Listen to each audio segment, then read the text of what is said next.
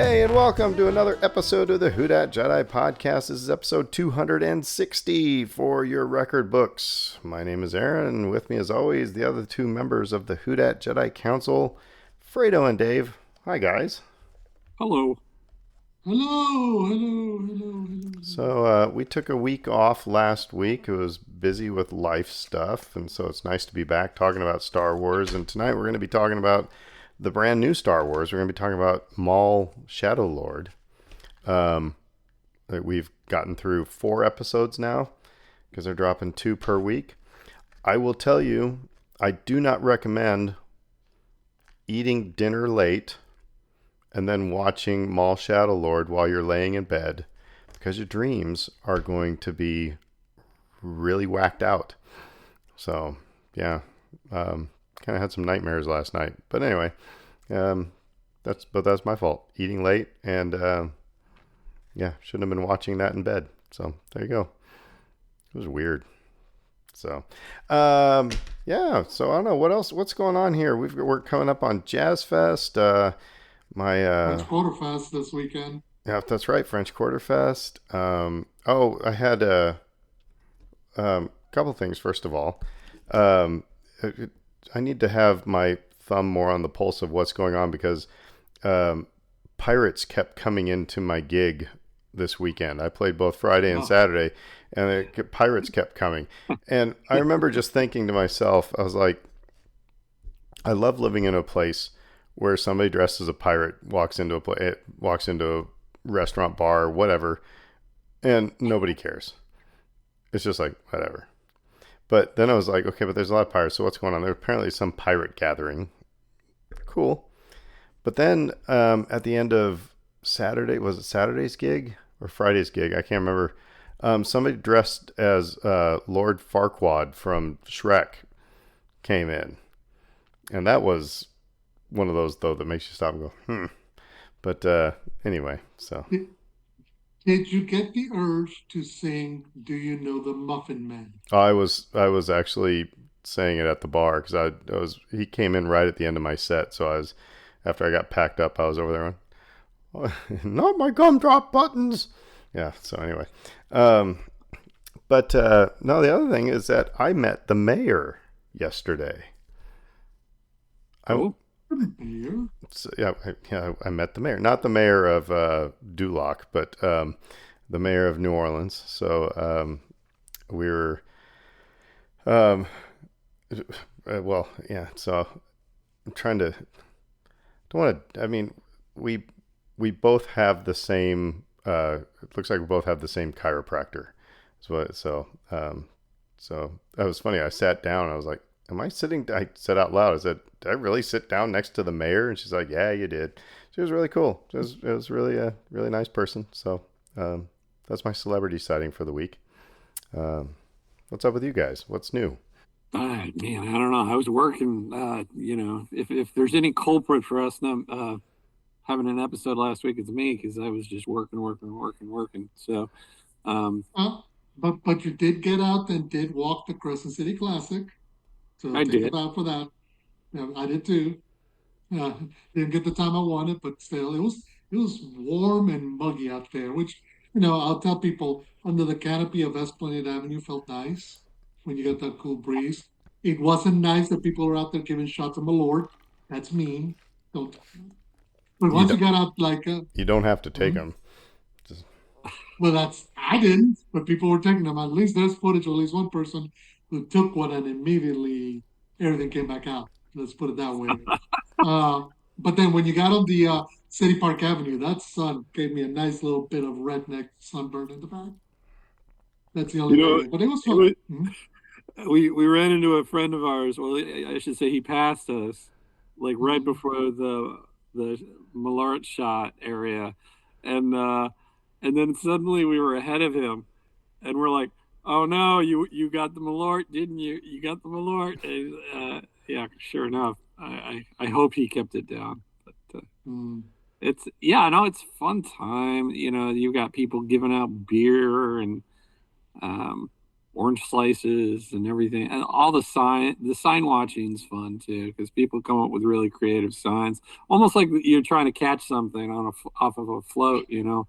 Um, to wit, what our friend Eddie was out there and he had a sign that said the worst parade ever. I miss Patty, but I was looking because yeah, I saw one sign that said, "Remember, you paid to suffer."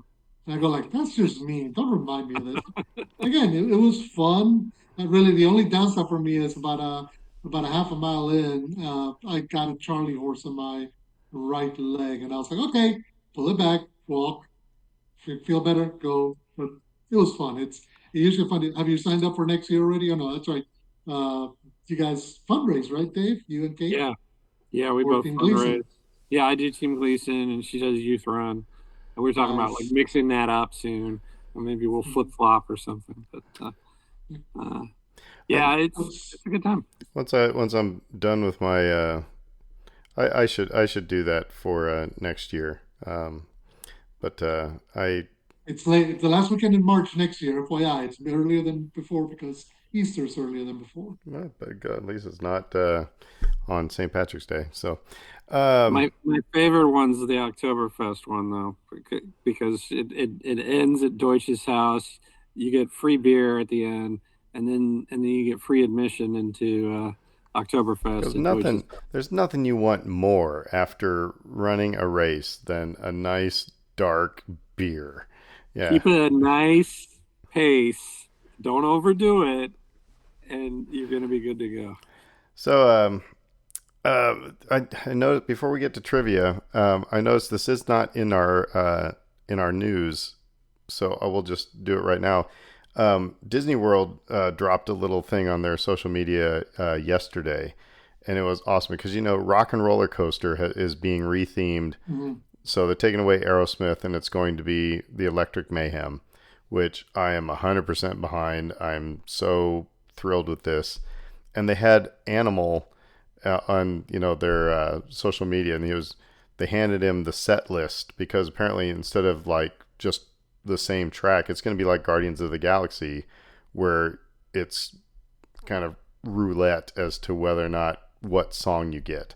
So they're going to be you'll have a different song each ride, but it's not going to be the actual song. It's going to be Electric Mayhem covering that song.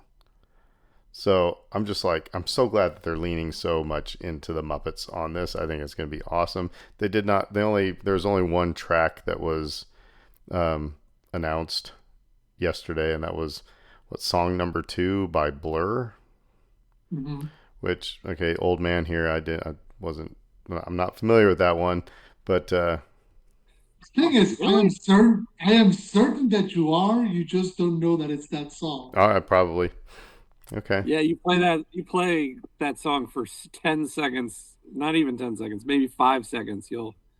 fair. You'll recognize.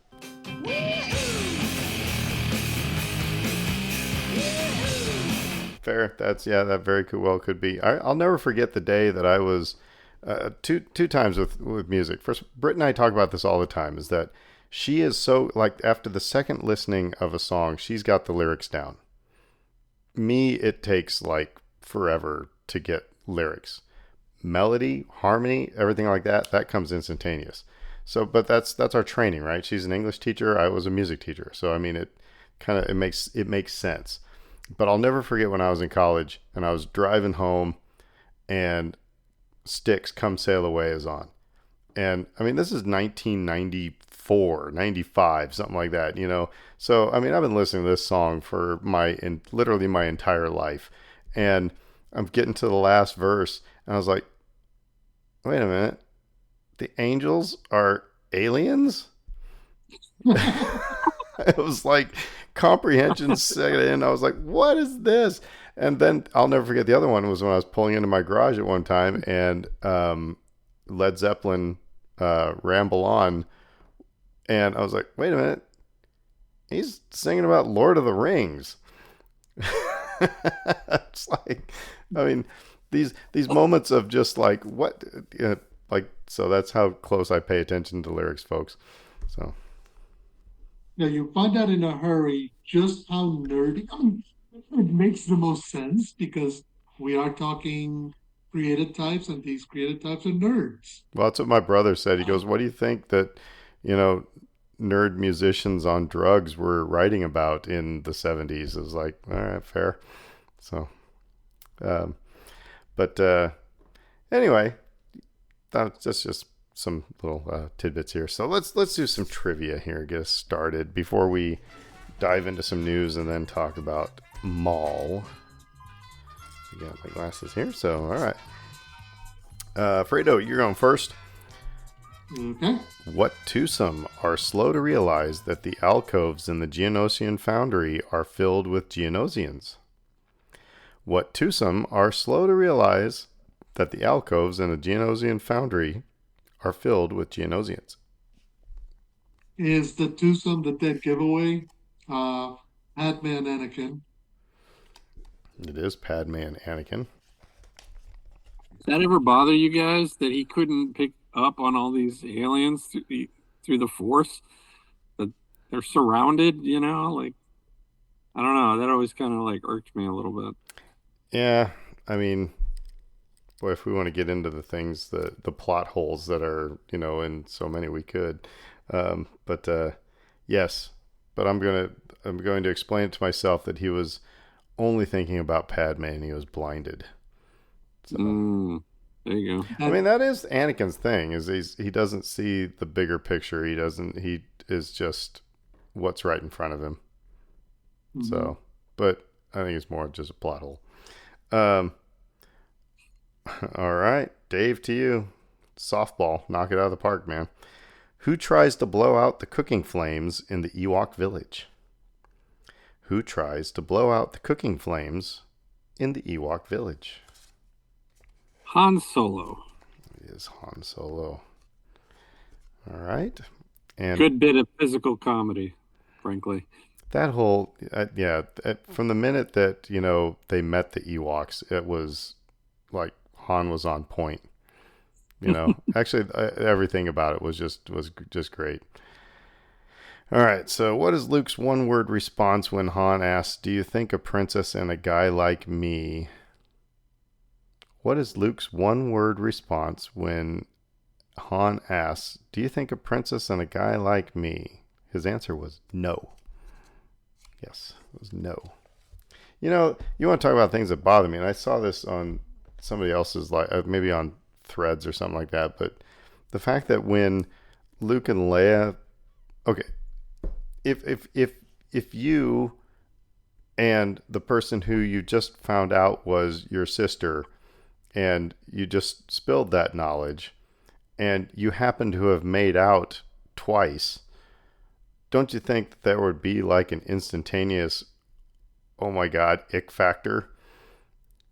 But that wasn't that wasn't between Luke and Leia. So that, if there anything bothers me, that would have been the ew. But anyway. Well, that's just it. In the moment, they did not know, and it's kind of hard to get retroactively go back and defend a bit of incestuous making out because yeah, it is icky. There's no choice about it. That's So yeah. If I ever met George Lucas, yeah, I would say, come on. I'd get him drunk and say, come on, really, fess up. That was not the original story. Anyway. Oh, okay. Wouldn't you like to get George Lucas drunk and then just start asking him questions? Wouldn't that just be, yeah. he might start telling you some stuff you don't want to know. Just FYI. I was just thinking about like your relative at the Thanksgiving table who you find out is like MAGA or something, like Oh oh no no, no no, no, no, no. I don't need to know no that about you, George. All no. right. He All might right. be the kind. It would be like drunk uncle from Saturday Night Live. Yeah. Mm, All right. Let's toss it over some news. So enough horsing around. all right. So let me look up right quick because I should have done this here. CinemaCon is happening pretty soon, and that is the big uh, uh, convention for movie theater owners and exposures. Basically, all the movie studios show up, and that's when you get the reveals of movie times. You get exclusive clips and trailers. You get to see all the popcorn buckets. So, surprise, surprise, guess who's going to be there? Lucasfilm with The Mandalorian and Grogu. I bring it up because there was a box office theory came out a week or so ago and did a bit of tracking and forecasting for what they project will be that movie's 3 day holiday weekend take. And here's they're doing their math. They kind of figured that The Mandalorian and Grogu is expected to take something along the lines of 71 to $86 million over the 3 day Memorial Day weekend, which immediately raised some people's red flags because it goes, wait a minute, that'd be the lowest opening for a Star Wars movie, even lower than Solo. For some others, it's like, well, I mean, it's a 3 day holiday weekend, and a lot of people have a lot of things to do. So it raised all kinds of questions. But it's just interesting that they've already kind of aimed to knowing they can kind of predict this is where we expect this to end up. So you're going to hear cynical Aaron through most of this podcast, or maybe skeptical Aaron, but I don't know. Is it so far fetched that it's like I'm just thinking of Caddyshack when Rodney Dangerfield goes up to the guy head caddy, but he was the one being the official of the illicit golf match, and he gives him some money and says, keep it fair, keep it fair. Is it is it so far fetched to think that maybe these numbers are cooked so that when they exceed it, then hey, look, kids, we exceeded expectations. I don't know. I just how I'm skeptical of this. I just like it. How do you know? And then how do you know that it's not, like I said, fixed? It's like let's keep the bar low so that when we sail over it, then everybody's gonna go, oh my God, Star Wars is back. I mean, Uh, Now, I will say just right quick, part of the dynamic that they have to take into account is that May is a busy month now. In years past, Memorial Day used to be the release of the summer, the beginning of summer. That's when the first big release would come out. And over the last 20, whatever many years, it's no longer the case now. Both movies came out, Infinity War and Endgame came out the first weekend of May, and they're already predicting that you're going to have the Michael Jackson biopic, The Devil Wears Prada 2. You have a whole bunch of other stuff that could impact the take. To also, let's not forget, movie theaters are not doing too well right now because attendance is just down across the board. That's just a fact. Fewer and fewer people are going to theaters.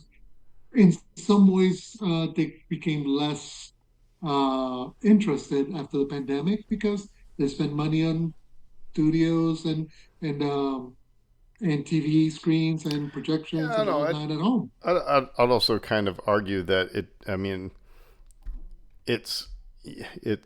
You kind of get the diamonds in the rough. It's like you get kind of a bunch of meh movies, nothing that I really want to run out of the, you know, door to go see, and then something big will come out. So, and it used to be like there was something big coming all the time. So I don't know, but uh, you successfully dodged my question about whether or not the numbers are cooked. So, Dave, what do you think? Possibly. I don't think it's like all that outlandish a theory. Um, I've had more outlandish. this is true. Uh, One thing I would point out to sort of reaffirm one of the things Fredo was talking about the box office sort of trending downward. Just like while he was saying that, I was like, let me go look at Avatar because it's a big budget, big box office property, similar to Star Wars in that way. Um, the first Avatar movie did almost 3 billion. The sequel did 2.3, and then this most recent one did about 1 billion. So down, you know, like 30% of the take of the first movie. Um, So like if you sort of weigh it in that way, like whatever 30% of Rise of Skywalker's take, um, you look at I think if you look at that number as kind of a ballpark and try to just go up or down based on reviews and audience reaction and all of those sorts of things, I think you might have a closer to number, a closer number to what everyone should sort of expect out of this. And again, real clear, if it makes the same amount that Solo did, it's already a much more successful movie than Solo was, because Solo's budget was insane. Solo's budget was out of control because they remade the whole dang movie. And that was the problem with that movie, and that's why everyone framed it as this huge failure, um, because it barely made its money back if it did at all. So here's my thing that worries me. First of all, I the optimist in me wants to say that I think it's going to do more than that, because Mandalorian is a popular property. People like Grogu. And it's the first new Star Wars since 2019. I mean, in the movie theater, I think that's going to be an event. So like, there's part of me that wants to say, if I had to put money down, I'd say it's gonna exceed the numbers that Fredo listed off. However, they are not helping themselves. I don't know. I guess in my head, the trailers that have been coming out, it's been of the same, showing the same clips over and over again, and it looks like maybe we've only seen clips from about the first 30 minutes of the movie, and I still don't. I really. It's not. If I was a passive Star Wars fan, I don't know if I'd be as excited to go out and see it, because I really don't know what it is.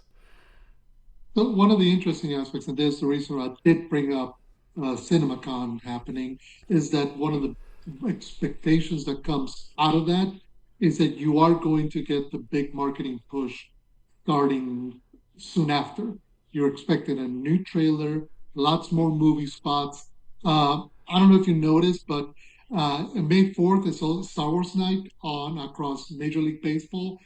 And the giveaway for every Star Wars night or May the 4th night in Major League Baseball stadiums is a Grogu bobblehead. Yeah. And it doesn't matter whether you're going to see the White Sox, the Cubs, the Dodgers, or whoever. They only change the color scheme at the base, and it's Grogu holding a baseball. And why that is? Because Disney's putting this sucker out, making sure that you want to come get this, and they want you to be aware that this movie is here. So I would expect that they are going to be pushing even more stuff between now and then, stuff we haven't seen, maybe some new moments, without spoiling everything away. Let me ask you guys something, because I don't know how telling this is. We're about a month away, a month and a week away. We're 5 weeks out. Mm-hmm. You guys started making plans to go see it? I have a gig on the 22nd. Then our plans are, I play until I have the early set, so I play till 8:30. So we're kind of hoping that there will be a late show at Canal Place. Um, I would expect so. Here's what I would expect, because you're right, it is on the 22nd, which is a Friday. I would expect that either A, you'll get special screenings happening earlier in the week, kind of like they did with Superman last year, where if you're an Amazon Prime member, you got an early screening on IMAX on that Monday or that Tuesday. I know because I went to that one, and I want to say there was another movie that came out. Wicked for Good did the same thing. So it's like if you are a particular member, whether Disney or whatever, you might get an email saying, "Hey, you got an invite to come buy your ticket, come see it Monday, Tuesday, Wednesday," to try to build up word of mouth excitement before it. So you might even get to see it before that Friday gig, Aaron. but Dave, to your question, no, I mean, I know I'll see it, but if I don't see I it on opening day, it's not gonna. I'll be okay. I mean, like generally speaking, like I've come to a point in my life where it's like I'm going to be okay if I don't see the thing, whatever it is, on opening day. But um, I just I don't know we're big Star Wars fans. We do a Star Wars podcast, and like none of the three of us are like, oh, I got my tickets locked in, Well, or it's I because know I'm going at midnight, or whatever. again, I think and the reason why for me is because it doesn't look any different than anything that I have seen on seasons 1, 2, or 3 of Disney Plus. So that doesn't make me not want to see it, but I haven't been wowed by anything that I have seen in a trailer that makes me like do exactly what you're talking about. I mean, the solo comparisons are so apt at this point, right? In terms of like the buzz, or lack thereof, and where the number may land in terms of its box office ultimately, because it just feels like that sort of level. Now, I could be completely mistaken because, like, again, this the Star Wars fandom is ginormous, and they come out And big. kids like themselves some Baby Yoda. Yeah, yeah. So, like, this thing could we could all three of us could be underselling this thing too. And So, again, if you get whoever this is, box office theory, to keep it fair, you know, But yeah, if you exceed that by $10 million, you are hitting home run. So anyway, we just talked a lot about like that for yeah. well, let's see if we want to talk a lot about this next bit of news. So, MegaCon Orlando was this last week, and they had a few interviews with some of our favorite authors like Timothy Son and Claudia Gray. So, in their discussions about their writing process, discussion about the stuff they come out, one really interesting question that came out as they're discussing processes about a certain character called Mara Jade. Now, I'm hoping we don't have to go into who Mara Jade is and the legends aspect of the universe.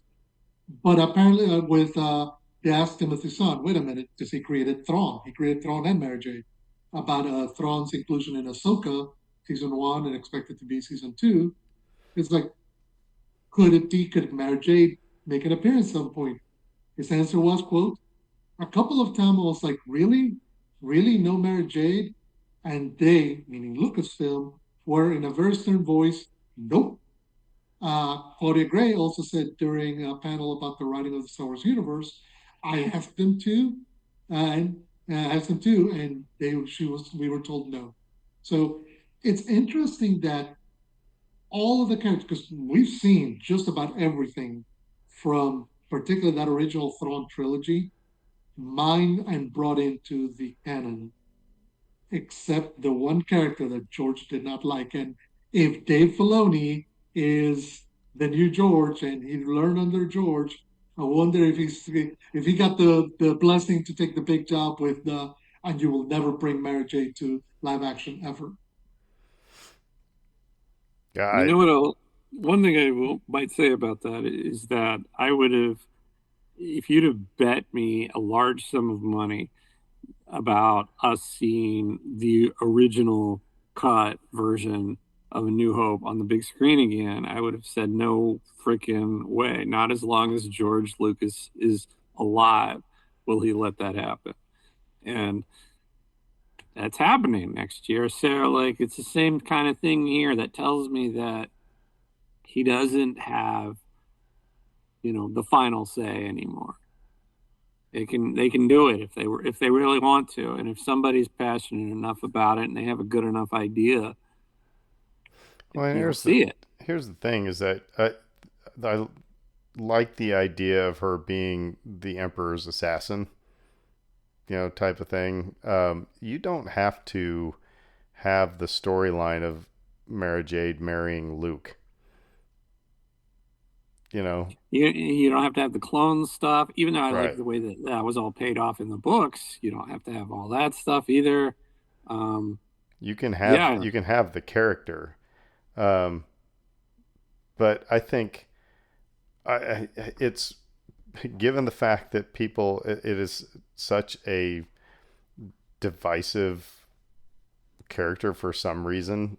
I mean, because the people who, no, you either have, yes, we want Mara Jade in here, or no, I don't want Mara Jade in here. And so if you put Mara Jade in something, then it's just going to cause a crap storm online that probably they just don't want to deal with. Um, What can I ask that question? Is Mary Jane divisive? Because I've never heard anybody say I don't like her. I Obviously, mean, George Lucas don't, and well, that's there's, the point. There's one person doesn't like yeah, her, but then you and have, it's the maker. That's it. Everybody else is. And remember, they did not take George's ideas for a sequel trilogy. That's why we got Maul Shadow Lord. So Disney's quite comfortable telling George, buddy, we love you, we respect you, booby, but no, we're doing our own thing. So if they wanted to bring Mary Jane well, into the country, now the other question I do have is, do you not bring her because it is almost inevitable you have to bring Luke in to young Luke, not 72-year-old Mark well, Hamill that's in, and that creates that weird divergence where you have to either CGI DH Mark or recast Luke, which all sorts of drama ensues. well. Here's the thing: is that it also it has to serve the purpose of a story. And you know, in Rebels needed a big Imperial bad, and so Thrawn made sense. You know, because it was something that wasn't, you know, yeah, you could have Tarkin come in every now and again, you could have Vader come in every now and again, but if you bring in Thrawn, that's an Imperial bad, and they stuck pretty well to the character, um, and it made sense to the story. Um, if you just bring in, you know I mentioned, so I like the idea for being the Emperor's assassin, but if that's all it is just that, then that could be anybody. You know, it's like we don't. So it's interesting. You know, and I'll talk about that. You know, a little bit with Maul here. So, but yeah, it has to serve the purpose of a story. So, and but yeah, who knows? Maybe George is so mad that yes, he put it in the contract when he sold that said no, this doesn't happen. You know, it could be. I We know Disney's got more lawyers than anybody, so if even if it's in there, but it's like I said, it's interesting that that is the one no go. Were they really telling the people crafting all the books and everything? Nope. But anyway, speaking of people crafting and Star Wars, um, remember a few weeks back we are discussing the hunt for Ben Solo. There was discussions about a campaign, an online campaign, kind of like the Solo Make Solo 2 Happen campaign. Well, somebody got apparently the playlist got an interview with Steven Soderbergh ahead of his upcoming film, The Christophers, and they kind of opened up the door, the question about, well, there's new leadership at Lucasfilm and there's new leadership at Disney. By the way, Lucasfilm was not against the movie; they wanted the movie. Disney said no, but there's new head honcho at Disney. Have you been interested? Do you have any interest in running back in there and saying, "Give us a shot"? His answer was brutally short. Nope. So, I mean, and he goes on to say, look, he loved Andor, but it had no impact on what they were thinking of doing. It was great. This was all done before Andor. And so I had him driver and he started talking. This was been 3 years ago when they pitched this whole idea. So there's no expectation, I think, on his part. I think as far as he's concerned, this is dead, done. He's moving on with his life, which I wonder if that's something that the fans trying to make it happen are gonna heed. Well, didn't he do a lot of work and not get paid for it after basically kind of getting promised that you know this is going to be a movie? We're in, dude. Mhm. So Well, so that's if part of it's the like dynamic so if is it's like, hey, do you want to go back and ask him if are they sure? He's like, no, I'm done. I got other things I can do. You know, I don't blame the guy. So I think too, like to your point, if if he understands at some point that he has leverage, if they come back to him and say, "Hey, we actually do want to do this thing," if he acts disinterested, he has a much stronger bargaining position. So grain of salt with all of this stuff at this point. Who owns the treatment? Like, because if they wrote some sort of treatment, obviously they wrote something. Who owns that? Like for Lucasfilm, example, wouldn't it? for example, Kevin Smith had to write something for Superman. Um, Yeah, does Warner Brothers did Warner Brothers own that what he wrote, or like, so this Hunt for Ben Solo? I guess what I'm getting at is, I think if it, to your point, is that if he's like, I'm not interested anymore, it's like, okay, well, we've got this treatment here, let's go find somebody else who will write based on this treatment. I think if they didn't pay him, then he owns it, right? Like he still owns it if they never paid him for his work. Yeah, Um, that's true. that would be my guess. Um, I don't but know. yeah, I could see that going either way. Yeah, I would imagine because the characters that he's writing his treatment about are copyright owned, lock, stock, and two smoking barrels by the Walt Disney Corporation through Lucasfilm, that it's not something they can just take and go, well, this is mine, you can't touch it. I mean, they could always just take it and go, okay, some other writer mine it for ideas, do something new with it. Boom. Now, because we're tinfoil hat Aaron here, because of the first one where I said I wouldn't put it past Lucasfilm going to this place saying, "Hey, can you keep the numbers low so we can exceed them?" This one might be also a, "Hey, Steven, if somebody asks you, just say no. Be indignant about it, because we don't." Lucasfilm obviously does not like these kind of fan campaigns. They didn't like make Solo 2 happen. They don't like, the Hunt for Ben Solo thing, it seems. I think they're trying to, you know, they're trying to stamp things out without, scolding the fans for telling them what they want. So that's tinfoil hat, Aaron. So, Could be, could be. I mean, again, they have uh, they have a vested interest in keeping the audience on their side, the fan base on their side, but they also don't want to be dominated and ran by the audience. So we'll just have to see. Last bit of news. This one, good news is uh, Aaron with his conspiracy theory doesn't have to worry about this. So there was an interview with Mark Hamill. I don't know. I'm sure you've noticed that Mark Hamill was doing ads for Lego, which is okay. Interesting sidebar. Lego just came out a whole new set of what they call Smart Play Star Wars sets, like the X-wing, the Tie Fighter, the Millennium Falcon, which they're promoting to kids. And if you have the Disney Plus subscription with ads, you're seeing those ads on a loop. Um, they hired Mark to be what's the name of it? It was the director of the junior executive director of information about Lego Smart Play, which the aside was that's not those sets are not selling well. It's interesting. I think Lego kind of overshot themselves there because they price them like regular Lego sets. But if you're selling it to kids, you can't ask kids go ask your parents to waste $90 on a Lego set of an X-wing and $80 on a Lego set of a TIE fighter so you can play. It's not going to work. But anyway, in the middle of this interview, he was being interviewed by USA Today about it, and he was asked, they're talking about bringing his kids um, to the sets of Empire Strikes Back. Like he was saying, he brought his oldest son to go sit in Yoda's house, and he was the right size, and he was brought into the Muppet Show, and he's like, I was almost envious of him being able to have all these experiences. He says, but he says, weirdly enough, his youngest son's like, it's not really for me. So it's interesting that for him, uh, he's having to come back to a place with Star Wars, where because he's back doing voice acting, he did the Lego Star Wars Rebuild the Galaxy, where he was Beach Bum Luke, uh, and now he's doing this campaign for Lego. So apparently, by the way, no, wait, this just passed, so we could have called and talked to Mark about Lego facts. Darn.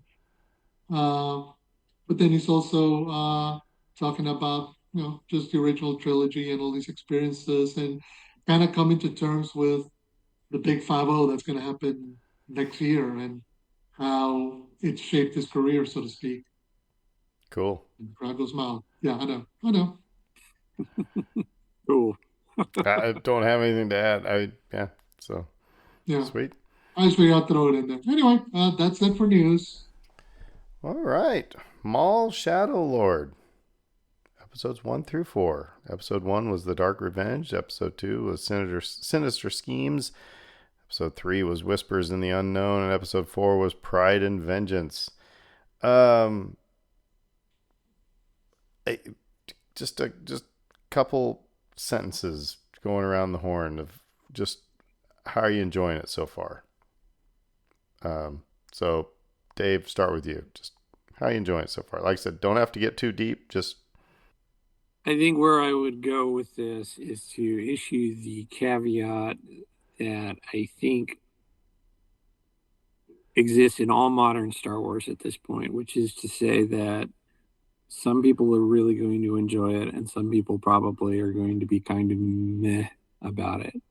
And I think like that's you can kind of paint every modern Star Wars project with that brush because it just seems to be the consensus coming out of there's always going to be people that don't like whatever.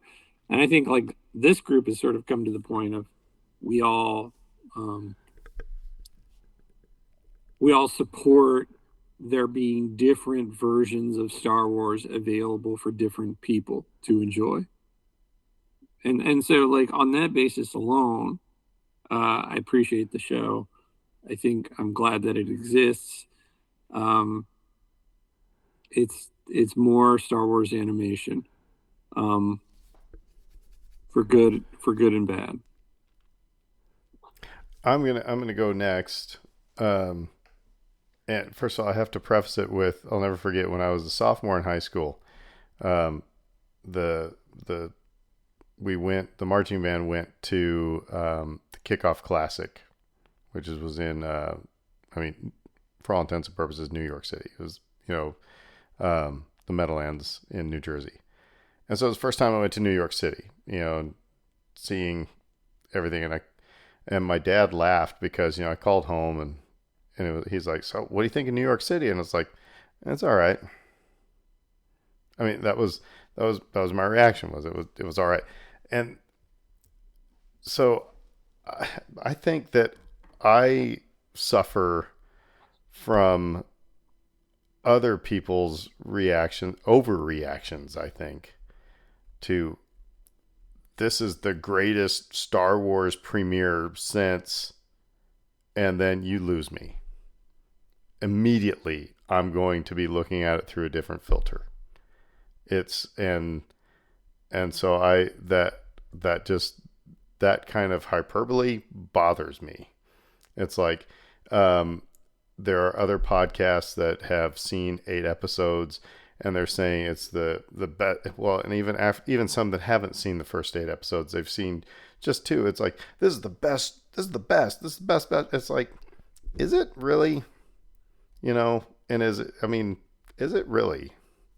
So I keep looking at it through. Um, is it telling a story that needed to be told? Is it telling a new story? Is there, what is it that is it propelling the overall Star Wars story? And I don't have an answer to that right now. I don't think I'm going to pass judgment on it until after I see the entire series.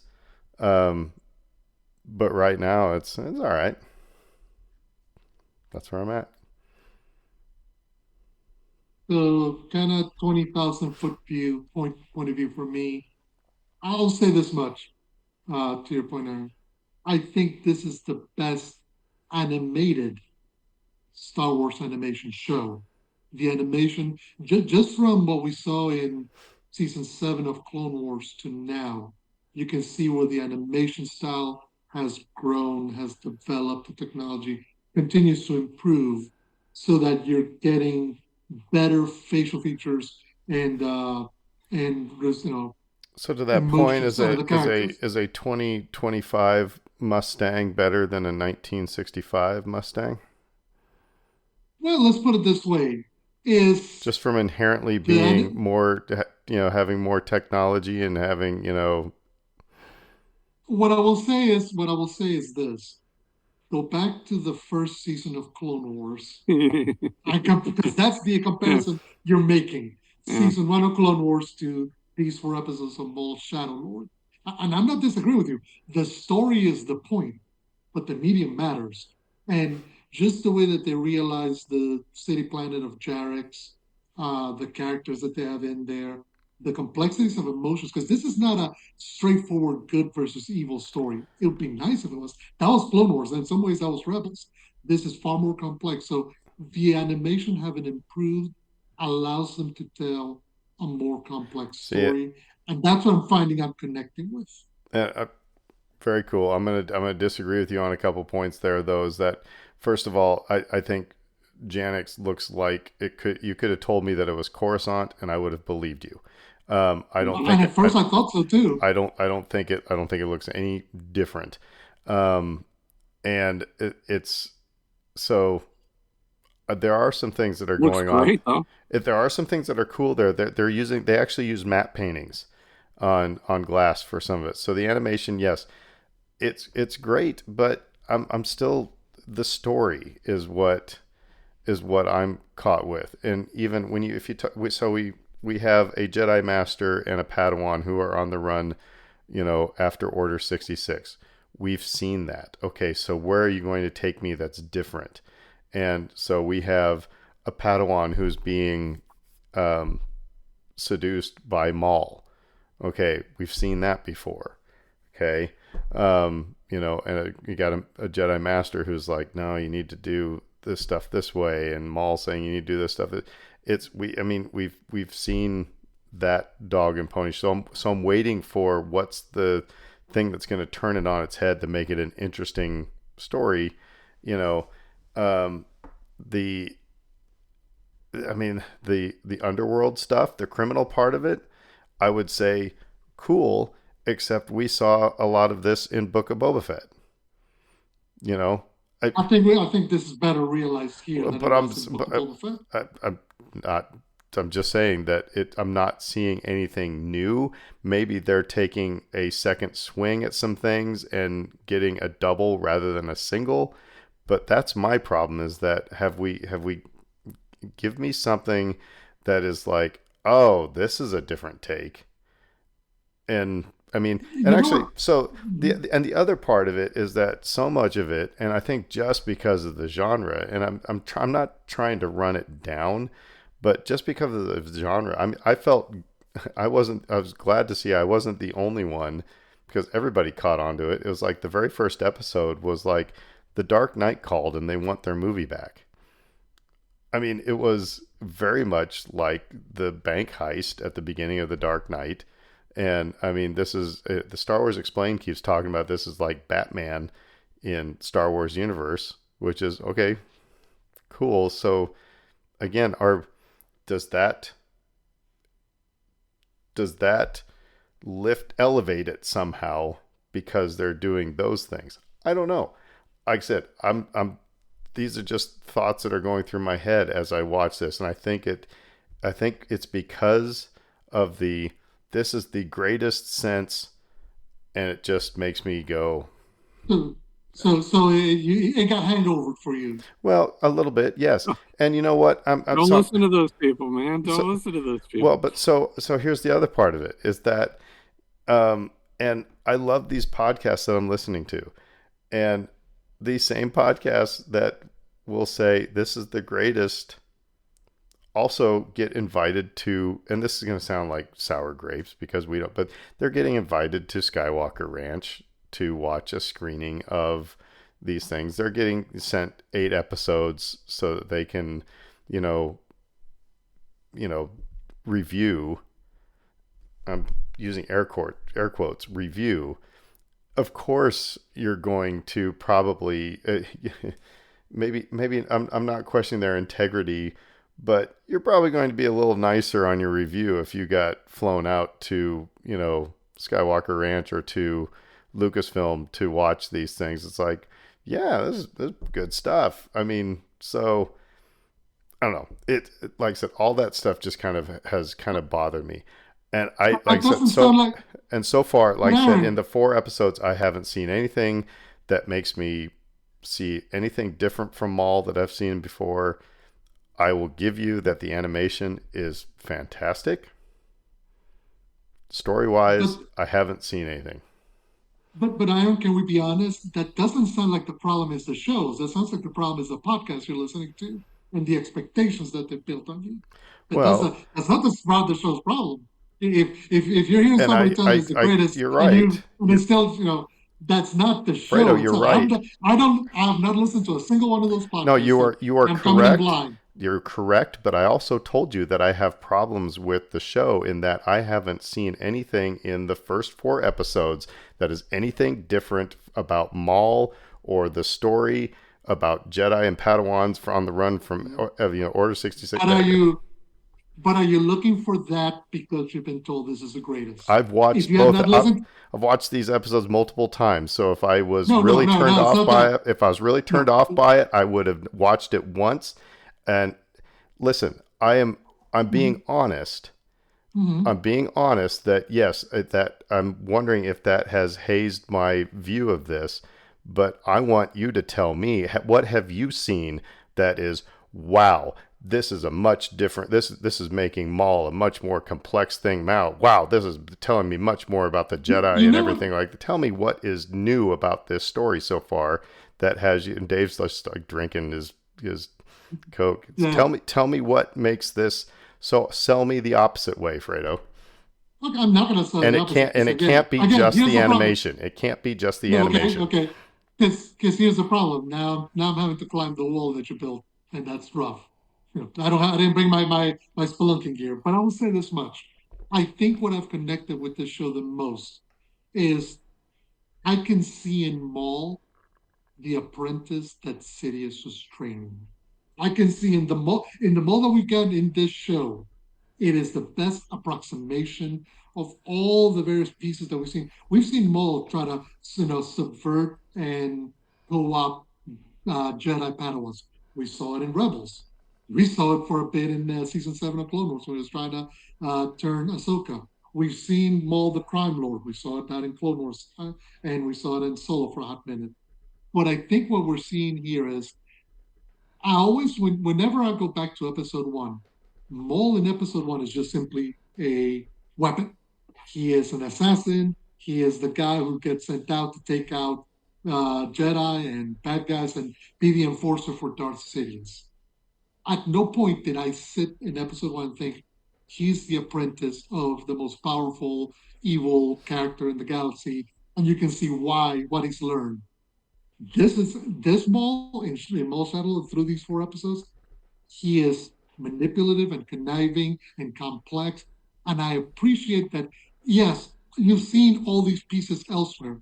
What this show is putting all together is showing me a whole picture of Maul in a way in which I've seen him before, where I can go, "This is the character that Sidious was training way back in episode one before he ran into the sassy, you know what, that is Obi-Wan Kenobi."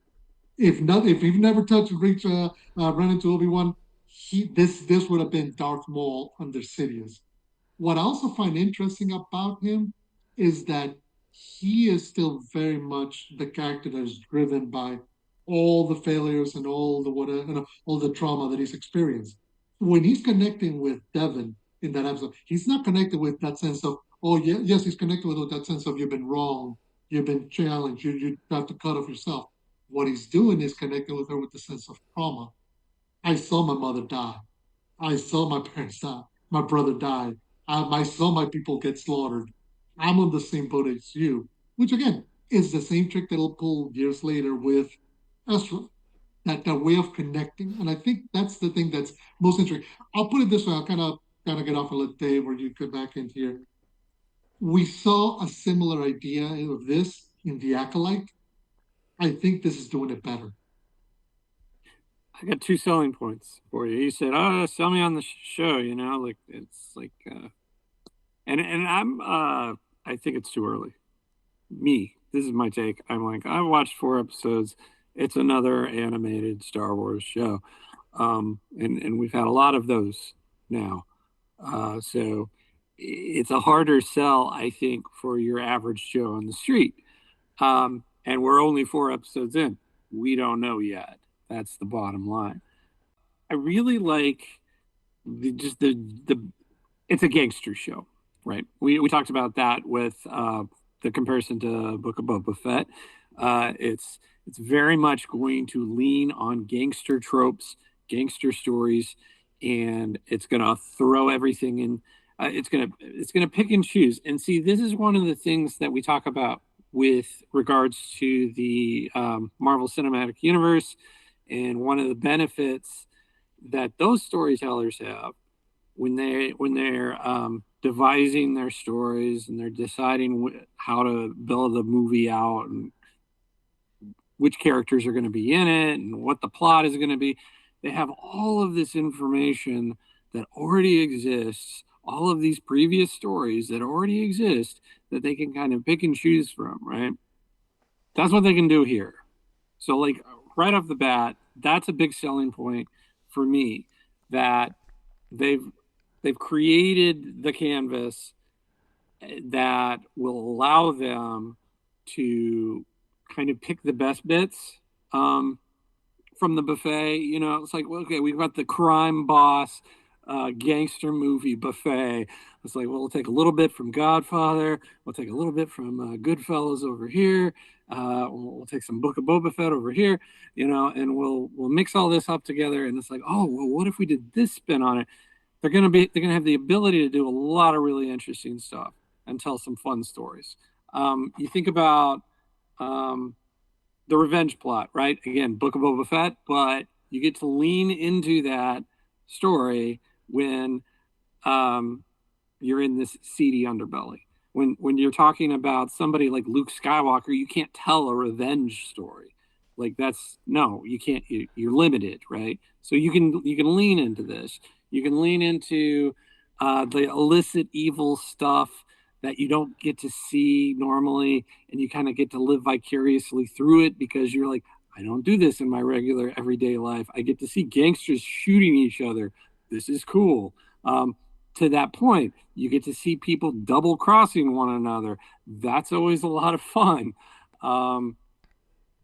And just this idea of sort of drilling down into the protagonist who's like this evil person too, right? Like, there's something compelling about all of that to me.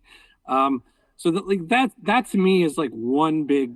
All of that falls under one big umbrella, which is like the canvas, the organized crime canvas. Boom. Okay, we're gonna have a lot of room to have fun here. Second point, what this story reminds me of so far, and it's fun hearing all these people have different takes on this. Like, oh, it reminds me of Batman or whatever. I go to Superman, where the character is sort of unyielding in who they are. Like, they're not the main character is not changing. They are committed to a path, they're committed to a certain ideal. And where the drama comes in is everyone else sort of bouncing off of this person. And it's like, Superman is boring, right? Like, I mean, like, you know what he's gonna do. He's like, oh, I'm good, and I'm gonna do the right thing. He's like, yes, but we're going to twist the screws on you a little bit. We're going to put you in these scenarios and have these people surround you who will test those things. And I think, like, that's sort of what we're going to get at here too. Like, there's going to be people that are going to push Maul, or attempt to push Maul away from his narrow vision of revenge on Sidious. And I think, like, that's where there's a lot of meat on the bone in terms of storytelling potential. It's like they're gonna be, you're already seeing it, like all the interplay of all the little underlings, the and the Jedi characters and the police, chasing after him. I think it's got a lot of potential. Like, And again, it's by the way, I did not say anything to the opposite of that. yeah, I right. say I've said the exact same thing you did. I said it's much too early to, say it is grand or anything else. I said right now, after 4 episodes, I don't feel like I have been propelled. It's one thing I always get worried about these series that we've had. I mean, because what we got 10 episodes, right? And we're almost halfway And in. it's officially been picked up for a season two. Yeah, I get that, but I'm saying we're basically halfway through, and it's like I don't know. So some things that's kind of interesting. They released a comic book series. So what Maul Shadow, something like that. Shadow of Maul. Shadow of Maul, and apparently it was one episode, one issue in, and then the the series dropped, and so they, I just think this is another place where they kind of fumbled a little bit. I know it takes longer to produce the comic book, but it's like Demas. I was going to ask you who your favorite, new characters are, and I agree with you. I like these gangster characters playing off each other. Like I said, it reminded me a lot of The Dark Knight, and I don't. That's not a bad thing. I'm just saying it's derivative, but it's kind of fun to see those gangster elements bounce off each other. And Demas was really interesting, and he's killed off in the second episode. But they apparently in the comic book they're like diving into this character further, and it's like it's like why not get more of that comic book out before they did this. However, I don't think I haven't read any of the comic book. I don't think I need to enjoy this. But anyway, so I just do want to toss that out. Favorite characters so far. Favorite new characters, even if they've been killed off. Oh, Two Boots is fun.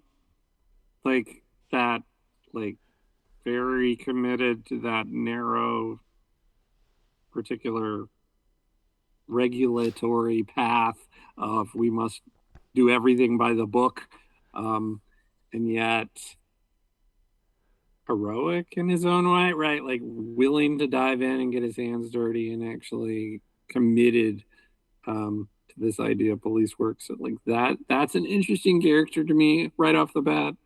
I like his counterpart, the evil droid. I didn't look Oh up yes, his name. Spybot. yeah, Spybot Yeah, is like Chopper on yeah, crack. It's like yeah. yeah, Just like oh my god, sadistic, right? yes, mhm. Yeah, Spybot is cool. He's somebody he's having fun with his gig. yeah. I like the Rook cast. Who's like the number two to Maul, because it's an interesting dynamic that they have going on where she's very much, well, following his orders, but then she's smart enough to take charge and do stuff when he's off taking care of other things.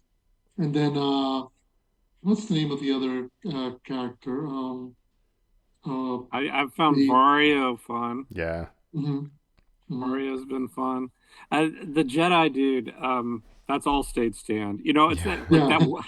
Like, By the way, every Ben Hart, who's You, been you Ben Hart, who you mean came on the Pedro podcast. Serrano?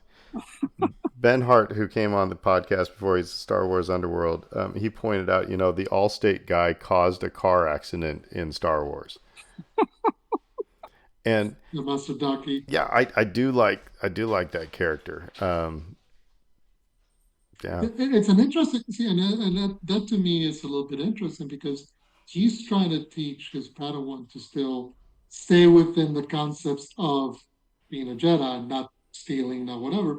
But then when Maul turns up, he's like, okay, we gotta go because the Empire's coming. And she's like, but they're gonna be left under Maul, and that's gonna be bad. So he helps, and it seems like it may have lost him something major, but it creates a somewhat interesting. But his relationship with Brander the police detective. It's an interesting one because they both know that they're doing stuff they necessarily shouldn't, but that's okay. They're fine with it. So um, I think I'm liking those characters. Yeah, Spybot is just. I always like it when you have a droid that's just okay. I'm in it for the fun. And by the way, that opening sequence, the first sequence when they steal the shipment of payment from Demas. That was fun. That was actually a good little sequence, action sequence, just to begin. That again goes back to the animation, the way they do it. Even like when they're trying to escape and Daki gets in the middle, that does feel like right out of the Dark Knight, because of the way that they set up Jarrett's, where you have the upper and the lower. That immediately calls to mind the whole Joker sequence when he's trying to take out what's his name, Two Face before he became Two Face, Commissioner Gordon, not Commissioner Gordon now. Harvey Dent. Harvey Dent, thank you. Couldn't think about his name for there for a moment. I was thinking. Well, there's this. I mean, the Dark Knight comparisons come in because of the whole gangster elements. If you guys have seen Penguin, like that's of a series centered around a character who is completely loathsome, and yet it works because, again, you get to see how other people bounce off of him, and that becomes interesting to see. Like, okay, well, what's he going to do in this situation? I know what I would do, but what would the Penguin do in this situation? And I think like the writers get to have a lot of fun with that, and then you get to see it play out on screen ultimately after that too, and it can be a lot of fun.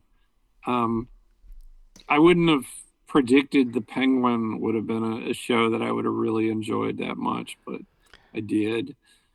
And Did you guys? but again, I go back to Superman, man. It's just this. He's like I'm in the way that Superman is unyieldingly good, Maul is unyieldingly evil. Like he's yeah, there's no changing that. Did you guys pick up on? There's some musical beats that were like seemingly lifted directly from the prequels. First of all, some of the chase sequences from when they're chasing Zam Wessel around. Some of those are in some of the car chase scenes. There's also some musical beats where it sounded like Across the Stars, and also the final battle between Obi-Wan and Anakin. I just find it interesting that the Kiners would do that, and I'm wondering why. Um, and that's my whole thing here. Is like I said, I just want to get to the end. Um, just so because it's somebody made a pitch for Maul Shadow Lord. I don't think Dave Filoni just wrote it out and said this is what we're going to do. I think somebody, whether it's he pitched the idea or somebody pitched the idea of, I come back to the story of when Force Awakens, they were going to do that, and said, I guess the pitch that got J.J. Abrams was, who is Luke Skywalker? And that's like, that's interesting. You have a generation that sees him as a myth. And so what was the elevator pitch that got this whole project going? And I think the story at the end of episode whatever 10 we'll kind of have an idea of what that pitch was. Like I said, right now it's just kind of some fun sequences. I'm interested to know what the cop's kid is going. What's the story there? There's a conflict there. We don't know what the deal is. But yeah. Yeah, he mentions mom, and then Two Boots mentions that she left to go work Work for for the the Empire. Empire, Yeah. and there's a strong push by everybody to not fall in the Empire and have them come in because they identify themselves as a mid-rim world. They're kind of doing their own thing, but they know Maul will bring the Empire down upon them. So that's where the cliffhanger ends for episode 4, which you kind of know that it's Marek coming in, I believe, to come hunt down Maul. So it'll get interesting to see how that goes along or how they respond to it. I've always maintained, well, we last see Maul in the Clone Wars here, and then we see him in Rebels here.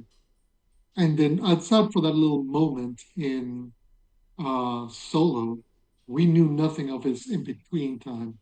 This is going to give us some of that connection, some of those elements, so that by the time that we do get to see Maul, the Maul of Rebels, we're going to understand him slightly better and kind of know what is it that's brought him to this point. Because Maul in Rebels is not Maul in Clone Wars; they're two different dudes, and even Maul in Shadow Lord is not Maul in Rebels. It's still, in some essence, the same dude, but a lot has happened to him, and I'm wondering, if we'll get some of those answers going forward for him.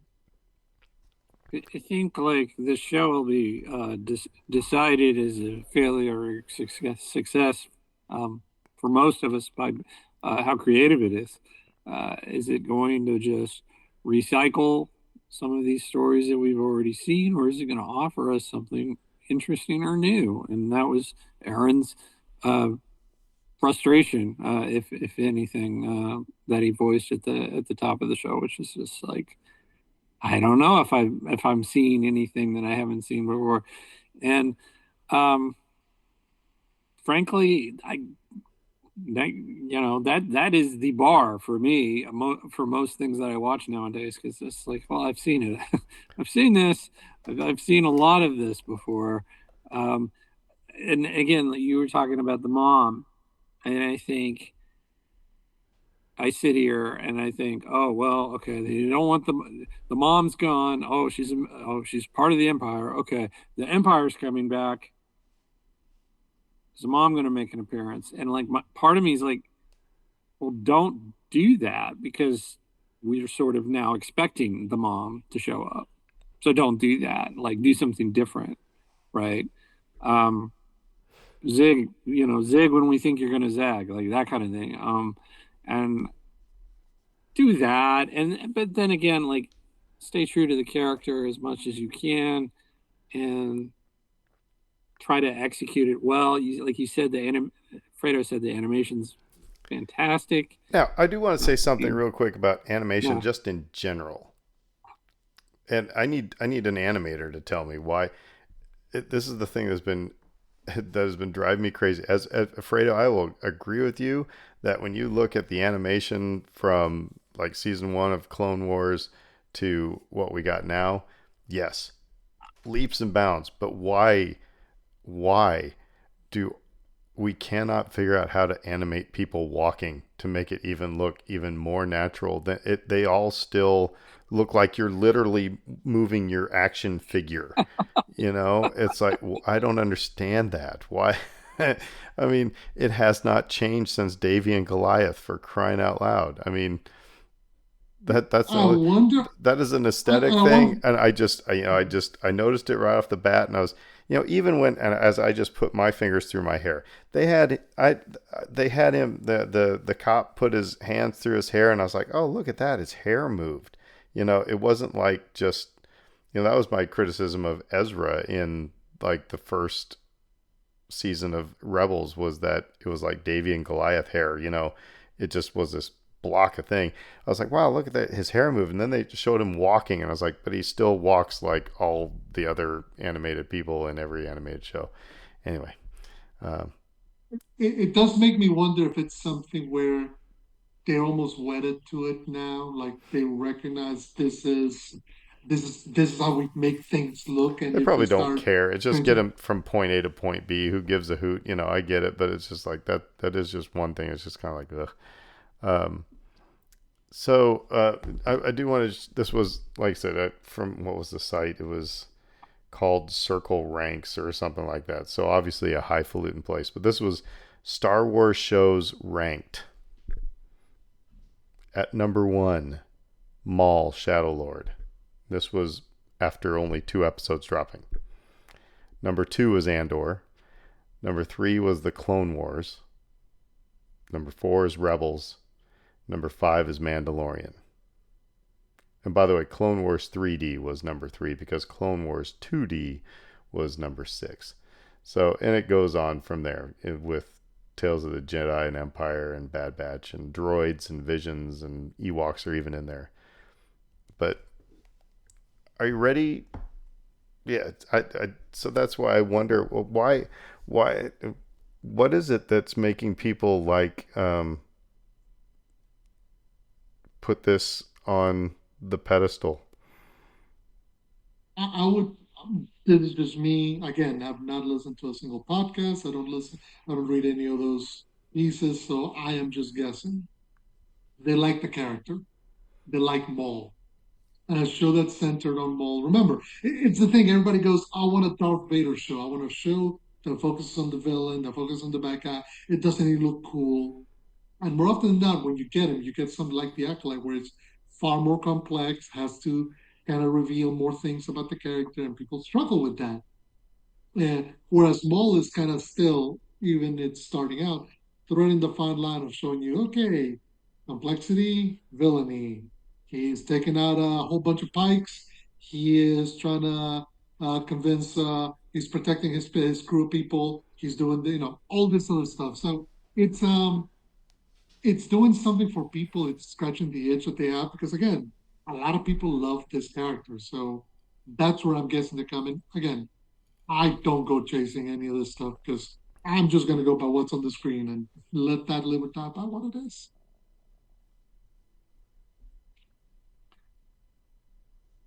Give me fun heists. Give me mobsters betraying one another. Give me shootouts, lightsabers. Um, Give me Maul being wretched. Um, Give me those things and surprise me once in a while, and I think we're gonna have a good time here. But you know, for right now, it's another animated Star Wars show. And I do wonder. I mean, and that is one of the not want to say difficulties because that makes it sound like it's tough, but no, it's one of the realities of Filoni's Star Wars output. It's that it does feel somewhat same, and it's the problem that's gonna impact Mandalorian and Grogu as a movie. How are you different than That's my what we've fear. done before? That's my fear. And don't get me wrong. I mean, again, Dave Filoni, blessed and appointed by the Maker. You know, he can do no wrong. He's in charge now. So if he's still gonna start giving you more Filoniisms and more stuff like that, how quickly before you're going like, well, this is I'm seeing the same things because you know even the most creative people cannot help but play the same licks now and then. Yeah. Chubby Checker did the twist again because he needed to sell more records. So, all right. Well, I mean, I think we're all three enjoying it for different reasons. Like I said, I found myself watching it. This is, I will say, this is rewatchable. Remember, I've talked about that because I was like, okay, I watched that. I want to watch it again, see what I missed. Um, it's very rewatchable. It is, it's heavy throughout the whole thing. I think the lightest moment we had was the droid trying to faking drinking coffee. Um, by the way, I had a had one moment of all right, wild speculation. Two boots, tech. Two boots is Huh? tech. His consciousness put into a droid. Voices were similar. Um, is kind of see Dave shaking his head. This is just I wanted to say it because I knew it would drive you guys crazy, but that's the tinfoil hat. You know, some wild gas type of a thing. But yeah, wouldn't that be funny? Nope, I mean that have no connection to anything any of these characters are. That's why I would say probably not happening. But If my doorbell rings in 30 minutes, it's Dave punching me in the face for saying this exact thing. I give this a negative 30% chance of happening. as I said in to say novice face, nah, I believe you get your bleep pick for saying stuff like that. So, well, yeah, next week, 2 more episodes coming out. Well, I Yeah, kind of like that they're coming out on Mondays. It's a good start to the week, and you throwing me know, off though. I was like last night I was complaining about the how bad TV was, and then I forgot that Maul dropped on until it was like 9 o'clock, and so I was like, oh, I got something to watch. I'll have to stay up late. Um, but yeah, so cool. All right, well we'll keep on talking about it. We'll see. We'll kind of do a little check in each week to see how we're all feeling. I don't disagree with it. It does look fantastic. I like the fact that they're doing matte painting along with digital graphics. I think that's really cool. Um, there's some elements from Visions, that the more what people are calling more painted style. It's yeah, it's very yeah, it looks fantastic. So cool. Anything else for the good of the order? All good here. All right. Well, with that, we will say who dat. Who dat? Good luck. Everybody have a fantastic week. McConkey.